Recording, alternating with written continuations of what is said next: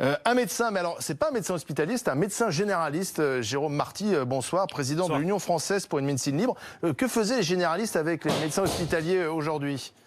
Écoutez, nous, on y tenait beaucoup à être là. On l'a dit, on l'avait déjà dit il y a 3-4 mois. On avait demandé à ce que les médecins libéraux ferment leur cabinet, apposent une affiche pour dire qu'ils soutenaient l'hôpital public parce qu'il n'y a qu'une médecine. Et que ce que connaît l'hôpital retentit immanquablement sur la ville, exactement comme les problèmes de la ville retentissent sur l'hôpital.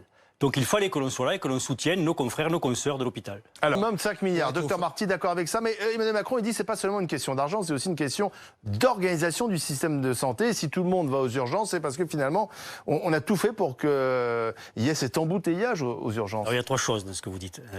La première, sur l'argent, on rappelle quand même que par le fait qu'on n'ait pas respecté les mesures de compensation de la sécurité sociale, on vient de rajouter 4 milliards de déficit à la sécurité sociale en payant les mesures pour les gilets jaunes, en prenant l'argent de la sécurité sociale. Première chose. Bon.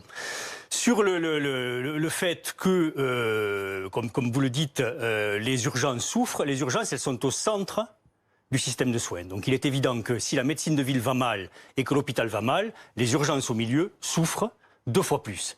La problématique des urgences, c'est principalement le fait que depuis 15 ans à 20 ans, on a fermé 100 000 lits d'aval et qu'aujourd'hui, on ne peut plus faire sortir les patients des urgences. On a d'extrêmes difficultés à adresser les patients dans des services parce qu'on trouve pas de lits. En aval, on ne trouve pas les lits. Donc les patients restent aux urgences. Voilà, les patients restent aux urgences. Le personnel des urgences souffre comme tous les personnels des hôpitaux aujourd'hui, avec des arrêts de travail qui sont nombreux du fait de l'épuisement et donc un cercle vicieux qui se crée puisqu'il manque du personnel. Ceux qui restent bossent 2 fois plus, s'épuisent encore plus et on n'en sort pas. Et la ville, de son côté, souffre également. On manque de médecins partout, on en a discuté plusieurs fois. Les déserts médicaux s'étendent dans les grandes villes comme dans les campagnes.